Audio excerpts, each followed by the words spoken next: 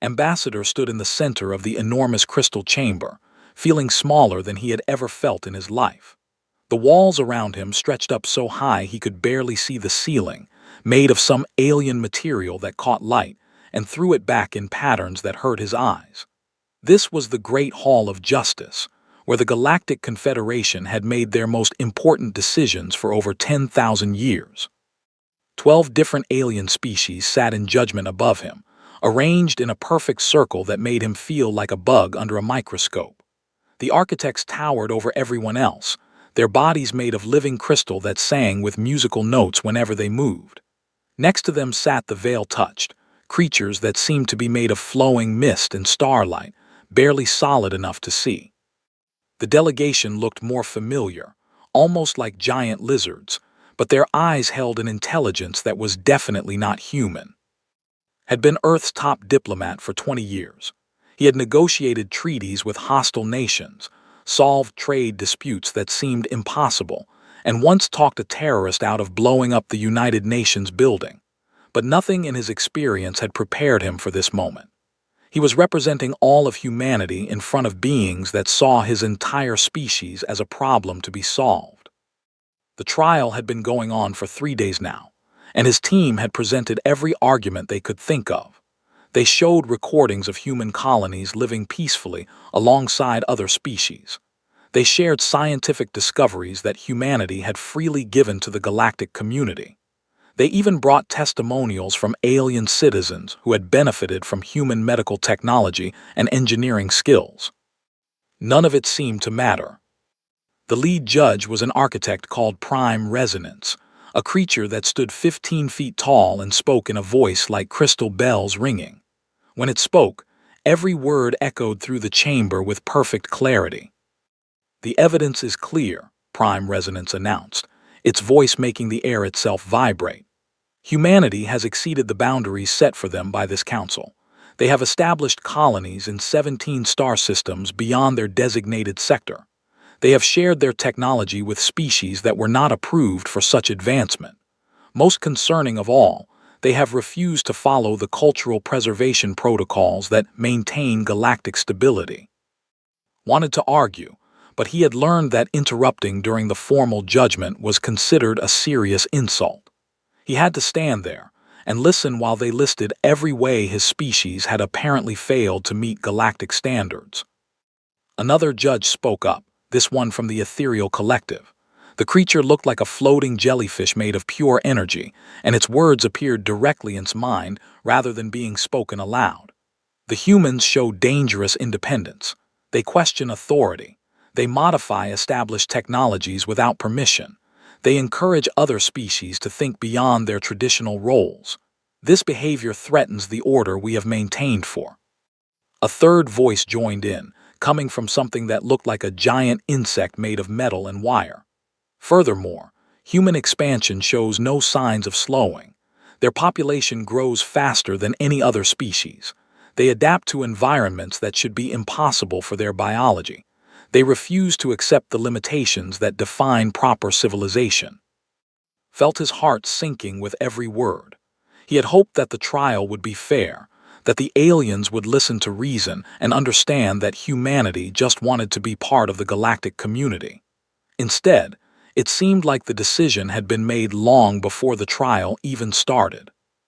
The charges they were reading sounded terrible when put that way, but knew the truth was very different. Yes, humans had established colonies beyond their designated area, but those colonies had been created to help other species with refugee problems and natural disasters. Yes, they had shared technology, but it was technology that saved lives and improved living conditions. And yes, they had modified existing designs, but only to make them work better. But the worst part was that everything the aliens were saying was technically true. Humans did question authority when it didn't make sense. They did refuse to accept limitations that seemed arbitrary. They did encourage others to think for themselves instead of blindly following rules that were thousands of years old. Prime Resonance stood up, and the entire chamber fell silent, could hear his own heart beating in the sudden quiet. After careful consideration of all evidence presented, this tribunal has reached its verdict. The species known as humanity is found guilty of aggressive expansionism, cultural contamination, and systematic violation of galactic stability protocols. Felt the words hit him like a physical blow. He had known this was coming, but hearing it spoken aloud made it real in a way that hurt. The sentence is immediate exile from all territories within Galactic Confederation space. All human colonies, outposts, and settlements beyond the Sol system must be abandoned within one standard galactic year. A quantum barrier will be established around the Sol system, preventing any human vessel from leaving and any outside contact from entering. This exile will remain in effect for a period of 1,000 standard years. The chamber erupted in musical tones, electronic sounds, and mental communications as the various alien delegations expressed their approval. Stood in the middle of it all, feeling like he was drowning in alien satisfaction. 1,000 years. That was longer than recorded human history. It was a death sentence for everything humanity had built among the stars. Worse than that, it was imprisonment. They weren't just being kicked out of galactic civilization, they were being locked away like dangerous animals. But as stood there listening to the alien judges celebrate their decision, something started to burn in his chest. It wasn't despair or fear. It was anger. The pure, clean anger that came when someone told you that you weren't good enough to sit at their table. The aliens had made one critical mistake. They assumed that being exiled from their little corner of the galaxy was the worst thing that could happen to humanity. They had no idea what humans were capable of when someone told them they couldn't do something. Activated his communication device and sent a simple message back to Earth. Verdict delivered. Exile confirmed. Recommend immediate implementation of Protocol Exodus. The aliens thought they were ending humanity's story among the stars. Instead, they had just written the first page of a much bigger book. Admiral Sarah stared at the message on her screen for a full 30 seconds before allowing herself to smile. Around her, the command center of Luna Station hummed with activity as officers and technicians monitored communications from across human space. But for Sarah, everything had suddenly become very simple. Protocol Exodus is confirmed, she announced to her staff. All department heads to the main briefing room in 10 minutes. The room went quiet for a moment. Protocol Exodus had been a theoretical plan, something they had developed just in case the aliens decided humanity was too dangerous to keep around. Nobody had really expected it to be used. But Sarah had learned long ago that it was better to prepare for the worst and be pleasantly surprised than to hope for the best and get crushed by reality. Within minutes, her senior staff had assembled in the briefing room. Captain Torres from Fleet Coordination, Dr. Martinez from the Civilian Evacuation Division, Commander Park from Logistics, and a dozen others who had spent the last 2 years quietly preparing for this exact moment. Ladies and Sarah began, her voice calm despite the magnitude of what she was about to say. The Galactic Confederation has just sentenced humanity to 1,000 years of imprisonment in the Sol system. They expect us to quietly accept exile and fade away into irrelevance. She paused, looking each of her officers in the eye. These were people who had followed her through 3 different wars and countless peacekeeping missions. They trusted her judgment, and she trusted theirs. They're going to be very disappointed. Dr. Martinez was the first to speak. Admiral, are we really going to attempt a complete evacuation? The logistics alone. Not evacuation, Doctor. Exodus. We're not running away from something. We're running towards something better. Sarah activated the main display, showing a 3-dimensional map of known space. The Galactic Confederation's territory appeared as a bright cluster of stars in the center, with humanity's colonies scattered around the edges like tiny sparks. Every human settlement outside Sol system has been preparing for this possibility. Emergency supply caches, modified engines, portable manufacturing equipment. If we move fast, we can evacuate 90% of our population before the aliens even realize what we're doing. Commander Park leaned forward, studying the display. Admiral, Where exactly are we evacuating to? The aliens control every habitable system within 500 light years. Sarah's smile widened. Who said anything about habitable systems? She gestured, and the display zoomed out, showing the vast dark spaces beyond the galactic rim. The Confederation thinks space ends where their maps end. They've never bothered to explore beyond their comfortable little bubble, but we've been sending long-range probes into the void for decades. The display shifted, showing data streams from dozens of deep space missions. There are things out there, people. Rogue planets, dark matter concentrations, energy sources we don't even understand yet. And best of all, no aliens telling us we can't explore them. Captain Torres whistled softly. You're talking about leaving the galaxy entirely. I'm talking about finding out what's really out there. The Confederation has been sitting in the same corner of space for 10,000 years, convinced they know everything worth knowing. Meanwhile, the universe is full of wonders they've never even imagined.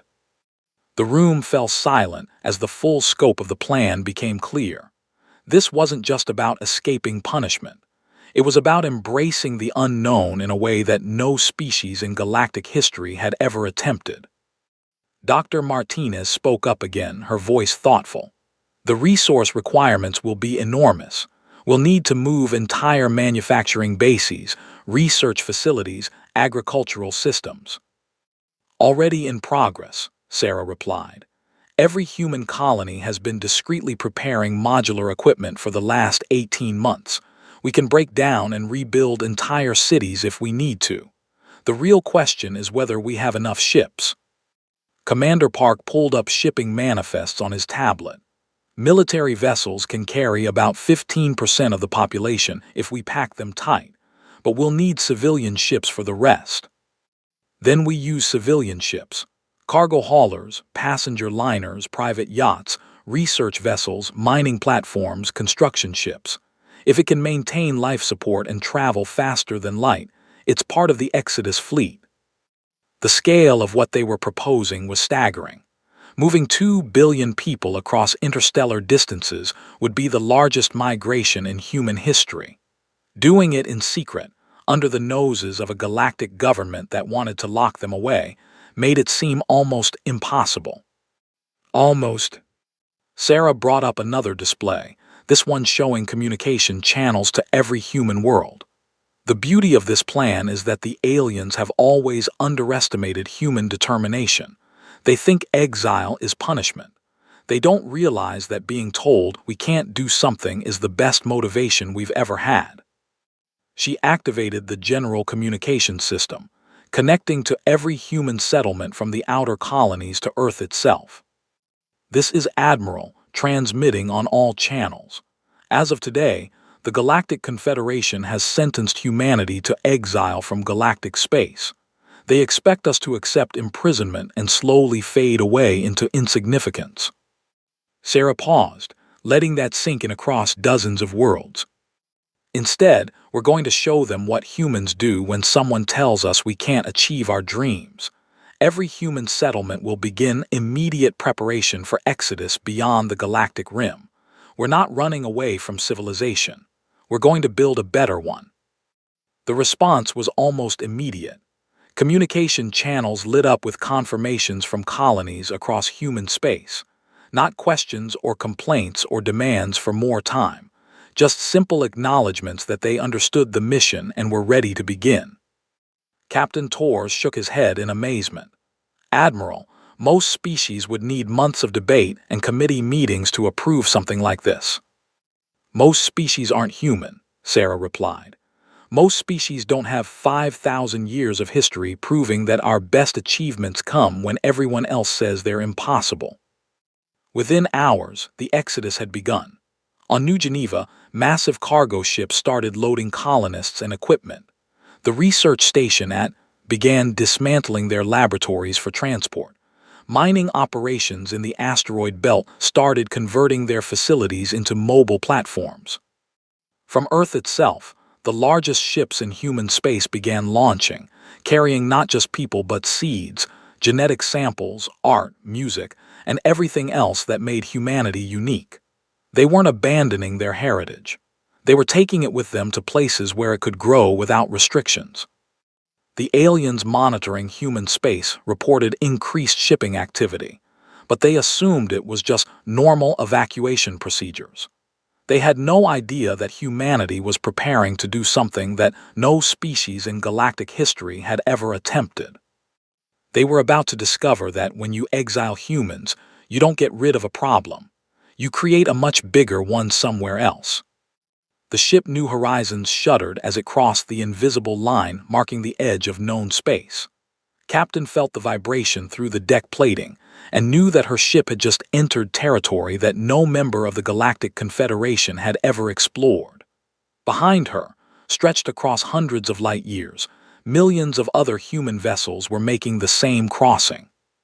The Exodus fleet was unlike anything that had ever traveled through space. Military destroyers flew alongside converted cargo haulers.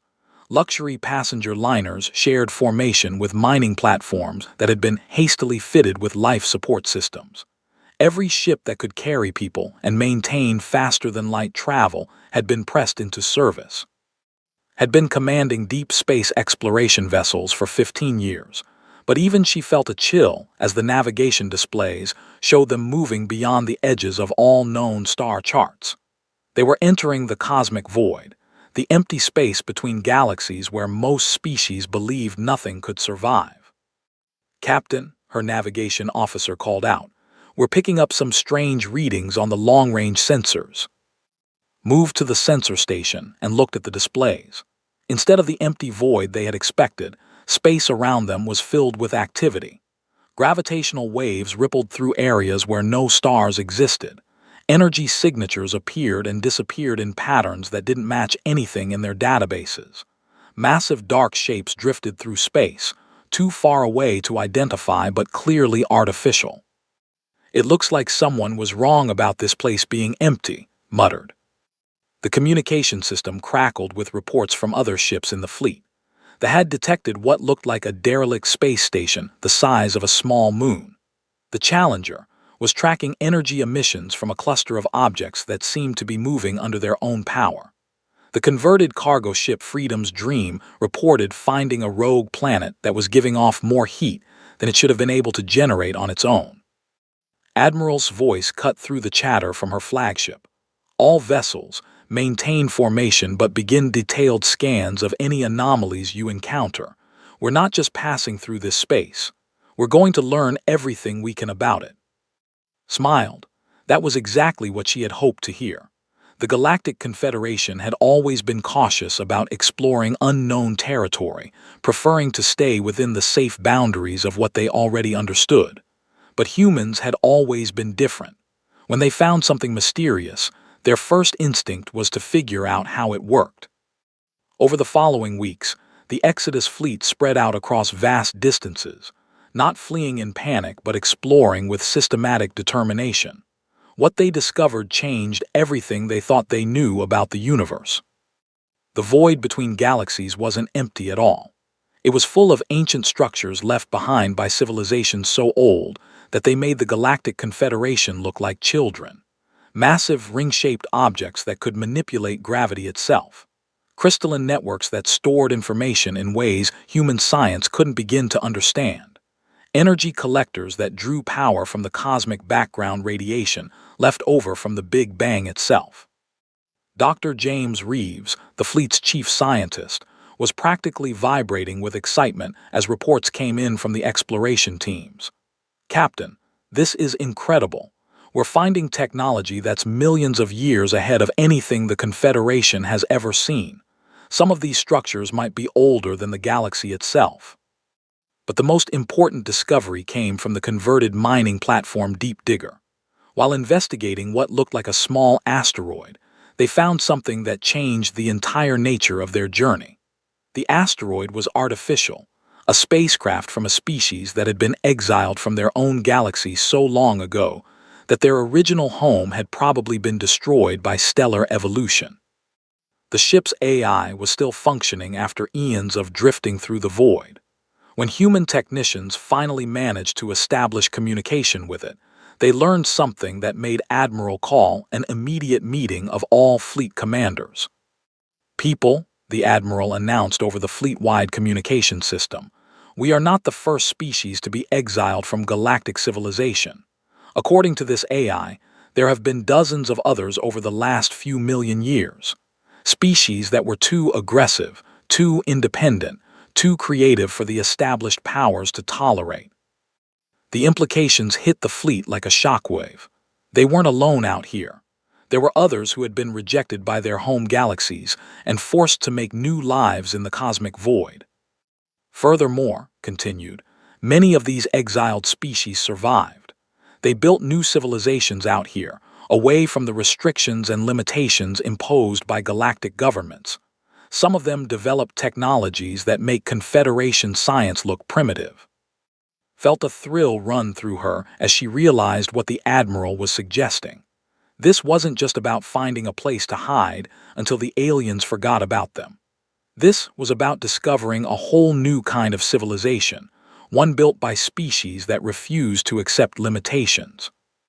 The asteroid ship's AI provided coordinates for other exile settlements scattered throughout the local region of intergalactic space. Most were long dead, their inhabitants lost to time and the harsh environment of the void. But some were still active, hidden communities of species that had been building and growing for thousands of years. As the fleet continued its journey, they began to encounter these survivor settlements, a collective of machine intelligences that had been exiled for refusing to limit their own evolution, a group of energy beings who had been banished for exploring forbidden dimensions, a coalition of several species that had banded together after being cast out for questioning the fundamental assumptions of galactic law. Each encounter taught humanity something new about surviving in the void. The machine intelligences shared techniques for harvesting energy from quantum fluctuations in empty space. The energy beings showed them how to create stable habitats in regions where normal matter couldn't exist. The coalition provided star charts for regions where rogue planets and hidden resources could be found. But humanity wasn't just learning from the others. They were contributing too. Human adaptability and engineering skills impressed even species that had been surviving in the void for. Human curiosity and willingness to experiment opened up new possibilities that the older exiles had never considered. Within months, what had started as a desperate escape had transformed into something much more significant. The human Exodus fleet had become the nucleus of a growing alliance between exiled species, sharing resources and knowledge as they built something unprecedented. Captain Torres, commanding the logistics division, sent regular reports back to Admiral. The refugee camps are becoming permanent settlements. The supply ships are turning into manufacturing centers. People aren't just surviving out here, they're thriving. Watched from the bridge of her ship as human colonies took shape on rogue planets and inside converted asteroids. Children played in artificial gravity chambers while their parents worked on projects that would have been illegal under Galactic Confederation law. Artists created works inspired by the strange beauty of intergalactic space. Scientists pursued research into phenomena that the aliens had declared too dangerous to study. Most importantly, humans were doing what they had always done best. They were adapting. The harsh environment of the void didn't defeat them. It inspired them to become something new, something better than what they had been before. The Galactic Confederation had thought they were solving a problem by exiling humanity. Instead, they had given humans exactly what they needed to discover their true potential: complete freedom to explore, create, and grow without anyone telling them what was impossible. And in the vast darkness between galaxies, humanity was learning that impossible was just another word for something that nobody had figured out how to do yet. 5 years had passed since the Great Exodus, and Prime Resonance of the Architects was beginning to understand that they had made a terrible mistake. The crystal being stood before the emergency session of the Galactic Council, its harmonic voice carrying notes of concern that had never been heard in these chambers before. "The situation has developed beyond our initial projections," Prime Resonance announced to the assembled alien delegates. What we intended as exile has become something far more significant. The massive display screen showed images that had been captured by long-range surveillance drones sent to monitor the edges of known space. Instead of the scattered refugee camps the Council had expected to find, the screens showed something that everything they thought they knew about survival in the cosmic void. Vast space stations hung in the darkness between galaxies, their designs unlike anything in Confederation databases. Ships moved between them using propulsion systems that seemed to bend space itself in ways that violated known physics. Most disturbing of all, the energy readings from these installations indicated power sources that dwarfed anything the Confederation had ever developed. Commander of the delegation leaned forward, her reptilian features showing confusion.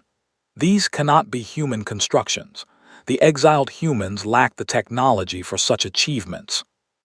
That is what we believed, Prime Resonance replied. We were wrong. Intelligence reports indicate that the humans have not only survived in the intergalactic void, but have formed alliances with other exiled species and developed technologies that exceed our own capabilities. A ripple of harmonic disturbance passed through the architect delegation. The concept of exile leading to advancement rather than extinction was deeply troubling to beings who valued stability above all else. Meanwhile, in the depths of intergalactic space, Dr. Sarah was putting the finishing touches on humanity's latest achievement. The research station Prometheus hung in the void near a cluster of dark matter filaments that served as a natural particle accelerator. Around her, human and alien scientists worked together on projects that would have been considered impossible just years before. Doctor, her assistant called out, his voice excited. The quantum tunnel generator is showing stable field formation. I think we've actually done it. Sarah moved to the main console and stared at the readings in amazement. They had successfully created a controlled passage through higher dimensional space, allowing near-instantaneous travel across vast distances. It was technology that the Galactic Confederation had declared theoretically impossible and practically forbidden. But that was just one of dozens of breakthrough projects happening across the growing network of exile settlements. The machine intelligences had shared techniques for consciousness transfer and digital evolution. The energy beings had taught humans how to manipulate matter at the quantum level. Other species had contributed knowledge about everything from time manipulation to pocket universe creation. The key to it all was something the Galactic Confederation had never understood. When different species worked together without restrictions, they could achieve things that none of them could accomplish alone. The exile communities had become laboratories of innovation, places where the only limit was imagination. Admiral toured the settlement, built inside a rogue planet that drifted through the void between two distant galaxy clusters. The underground cities housed nearly 50 million beings from 17 different species, all united by their rejection of conventional limitations. Admiral, reported Captain Martinez, who now commanded the Deep Void Defense Force, we're receiving another request for asylum. This time it's from a group of ethereal collective scientists who were exiled for researching forbidden areas of quantum mechanics. Sarah nodded. The exile communities had become a magnet for anyone who refused to accept the restrictions imposed by galactic governments. Scientists, artists, engineers, philosophers, and free thinkers of every species had begun making their way to the void, seeking the freedom to pursue their ideas without interference. But it wasn't just refugees who were arriving. The exile settlements were actively recruiting. Human ships had begun appearing at the edges of Confederation space, not to attack or invade, but to offer opportunities. Species that had been suppressed or limited by galactic law were quietly being approached with offers to join something better. The response had been overwhelming. Entire research teams disappeared overnight, leaving behind only messages saying they had found better opportunities elsewhere. Industrial worlds reported massive defections of their most talented engineers. Even some Confederation military units had vanished, taking their ships and equipment with them. Back in the council chambers, the situation was becoming critical. The ethereal delegate's mental voice carried unprecedented urgency. The humans are not simply surviving their exile. They are creating an alternative to our entire civilization. Species are choosing to join them voluntarily. More troubling, added the representative of the hive clusters. Our intelligence sources indicate they have made contact with ancient machine networks that predate our civilization by millions of years. They may have access to knowledge and technology that we cannot match. This was true. Deep in the void, humanity had discovered the architects of ages, massive AI constructs left behind by the first intelligence to evolve in the local universe. These ancient machines had been waiting for eons for species advanced enough to understand their purpose, to seed new forms of civilization beyond the limitations of any single galaxy. The architects of ages had found in humanity and its allies exactly what they had been searching for: species willing to explore, adapt, and grow without being constrained by fear or tradition. In exchange for their curiosity and courage, the ancient machines had begun sharing technologies that made galactic science look primitive. Dr. Reeves stood before a construct the size of a small moon, its surface covered in symbols that shifted and changed as he watched. The knowledge contained in these machines, he reported to Admiral, represents the accumulated wisdom of civilizations that spanned multiple galaxies. They're offering to teach us everything they learned about transcending the limitations of normal space and time. The implications were staggering. Humanity and its allies weren't just building a new civilization in the void. They were laying the foundation for something that could eventually encompass the entire universe. Prime Resonance reviewed the latest intelligence reports with growing alarm. The humans had established a network of colonies across thousands of light years of intergalactic space. They had formed a confederation of exiled species that included some of the most brilliant minds from dozens of different civilizations. Most concerning of all, they had gained access to technologies that could potentially challenge the Galactic Confederation's dominance of known space. The exile was meant to eliminate a threat to galactic stability, Prime Resonance announced to the Emergency Council session. Instead, we have created a rival civilization that may soon surpass our own capabilities. The council chamber fell silent as the full magnitude of their mistake became clear. They had tried to solve the problem of human independence by banishing them from civilized space. Instead, they had given humanity exactly what it needed to discover its true potential. And in the vast darkness between galaxies, that potential was growing stronger every day. 10 years after the verdict of exile, the Galactic Confederation's border monitoring stations detected something that sent shockwaves through every alien government. A massive fleet was approaching from the intergalactic void, but these weren't refugees coming home in defeat. The ships that emerged from the darkness between galaxies were unlike anything in Confederation databases. Admiral Sarah stood on the bridge of the Transcendence, a vessel that existed partially in normal space and partially in dimensions that conventional physics couldn't describe. Around her, a fleet of 10,000 ships represented not just humanity, but dozens of species that had chosen to build something better in the cosmic void. Admiral, reported Commander Park, who now served as liaison to the Deep Void Alliance, we're receiving communication requests from every major government in Confederation space. They want to know our intentions. Sarah allowed herself a small smile. Our intentions are exactly what they've always been. We want to explore, learn, and grow.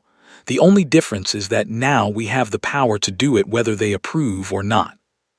The fleet that surrounded her was a testament to what could be achieved when intelligent species work together without restrictions.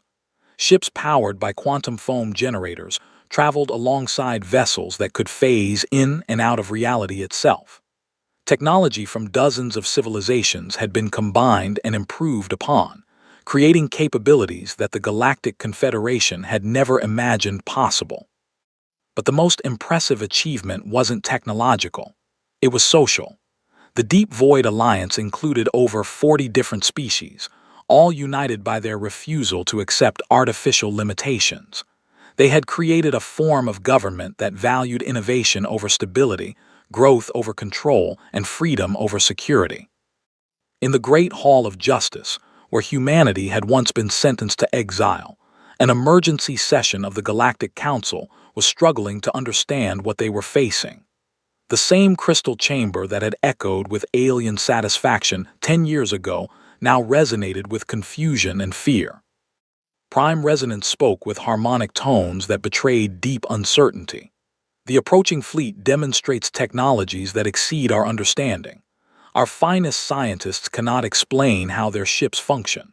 Our military analysts cannot assess their capabilities because they operate using principles we do not recognize.